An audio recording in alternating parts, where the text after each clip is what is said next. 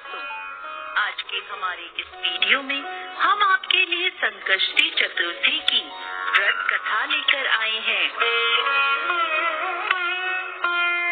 एक समय की बात है, इसी नगर में एक देवरानी और जेठानी रहते थे। जेठानी अमीर थी और देवरानी गरीब थी। देवरानी का पति जंगल से लकड़ियां काटकर शहर में बेचता था। अक्सर वो बीमार रहा करता था। वहीं देवरानी जेठानी के घर का सारा काम करती थी। बदले में जेठानी बचा हुआ खाना, पुराने कपड़े आदि उसे दे देती थी, जिससे देवरानी का परिवार चल रहा था। माघ के महीने में देवरानी ने तिल चौथ का व्रत किया। 5 रुपए के तिल व गुड़ लाकर तिलकुटा बनाया। पूजा करके तिल चौथ की कथा सुनी और तिलकुटा छीके में रख दिया और सोचने लगी, चांद उगने पर तिलकुटे का भोग लगाकर ही कुछ खाऊंगी। कथा सुनकर वो अपनी जेठानी के घर चली गई। खाना बनाकर उसने जेठानी के बच्चों से कहा, खाना खा लो। तो बच्चे बोले, जब माँ खाएगी हम भी तभी खाएंगे।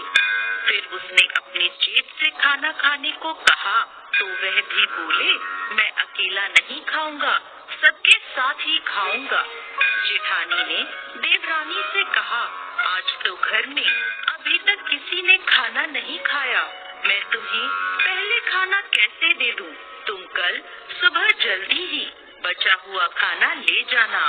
देवरानी के घर पति और बच्चे सभी आस लगाए बैठे थे कि आज तो त्योहार है, माँ आएगी तो पकवान आदि खाने को मिलेंगे। परंतु जब बच्चों को पता चला कि आज तो सूखी रोटी भी नहीं मिलेगी, तो बच्चे रोने लगे। उसके पति को बहुत गुस्सा आया। कहने लगा, सारा दिन काम करके 2 रोटी भी नहीं ला सकती तो काम करने का क्या फायदा? ऐसा कहकर गुस्से में उसने अपनी पत्नी को कपड़ा धोने के डंडे से मारा।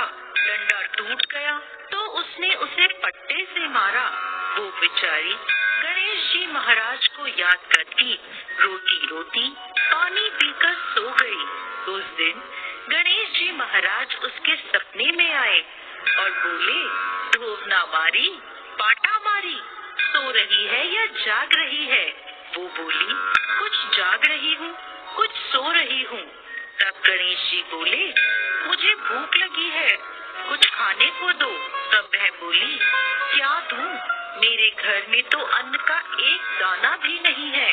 थोड़ा सा पूजा का तिलकुटा छीके में पड़ा है, आप वो खा लें। तिलकुटा खाकर गणेश जी बोले, धोवना मारी, पाटा मारी, निपटाई लगी है, कहाँ निपटूं? वो बोली, ये बड़ा घर, जहाँ इच्छा हो निमट लो। फिर गणेश जी बोले, अब कहाँ पूछूं? तो वह गुस्से में बोली, कब से तंग कर रहे हो? मेरे सर पर पूछो और कहाँ पूछोगे? सुबह जब उसकी नींद खुली तो वो हैरान रह गई। उसका पूरा घर हीरे मोतियों से जगमगा रहा था। उसके माथे पर हीरे मोती जगमगा रहे थे। उस दिन वो जेठानी के यहाँ काम करने नहीं गई। काफी देर राह देखने के बाद जेठानी ने अपने बच्चों को चाची को बुलाने भेजा। उसने सोचा, कल खाना नहीं दिया इसलिए देवरानी बुरा मान गई है। बच्चे बुलाने गए और बोले, चाची चाची चलो, माँ ने बुलाया है, सारा काम पड़ा है। तब देवरानी बोली, बेटा बहुत दिन तुम्हारी माँ के काम कर लिया, अब तुम अपनी माँ को मेरे यहाँ काम करने भेज दो। बच्चों ने घर जाकर अपनी माँ को सारी बात बताई कि चाची का घर हीरे मोतियों से जगमगा रहा है। जेठानी दौड़ती हुई देवरानी के घर पहुँची और बोली, ये सब कैसे हुआ? देवरानी ने गणेश जी महाराज की सारी लीला जेठानी को बता दी। घर लौटकर जेठानी अपने पति से बोली, आप मुझे धोबने और पाटे से मारो। उसका पति बोला, अरे भली मानस, मैंने तो आज तक कभी तुम्हें नहीं मारा, अब मैं तुम्हें कैसे मार सकता हूँ। लेकिन वो नहीं मानी और जिद करने लगी। मजबूरन उसके पति ने उसे खूब मारा। जेठानी ने खूब सारा घी डालकर चूरमा बनाया और छीके में रख कर सो गई। रात को चौथ विधायक जी सपने में आए और बोले, भूख लगी है, क्या खाऊं? जेठानी बोली, गणेश जी महाराज, जेठानी के यहाँ आपने सूखा तिलकुटा खाया था। मैंने तो मेवे और देसी घी डालकर चूरमा बनाया है, छीके में रखा है, खा लीजिए। अब गणेश जी बोले, कहाँ निपटूं?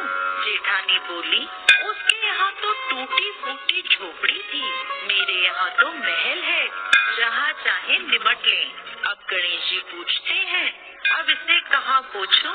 जेठानी बोली, उसका तो गंदा सा माथा था, मैंने तो चमेली का तेल लगाया है, मेरे माथे पर पोछिए। धन की लोभी जेठानी सुबह जल्दी ये सोचकर उठी कि उसका घर हीरे मोतियों से जगमगा रहा होगा, लेकिन देखा तो पूरे घर में गंदगी फैली थी, तेज बदबू आ रही थी, उसके सिर पर भी गंदगी लगी थी। वो बोली, हे गणेश जी महाराज, ये आपने क्या किया? मुझसे रूठे और देवरानी पर टूटे। जेठानी ने सफाई करने की बहुत कोशिश करी, परंतु गंदगी और फैलती गई। जेठानी के पति को जब ये मालूम चला तो वो बहुत नाराज हुआ और बोला, तेरे पास सब कुछ था, फिर भी तेरा मन नहीं भरा, देख ये तेरे लालच का नतीजा है। परेशान होकर जेठानी गणेश जी महाराज से विनती करने लगी, माफी मांगने लगी।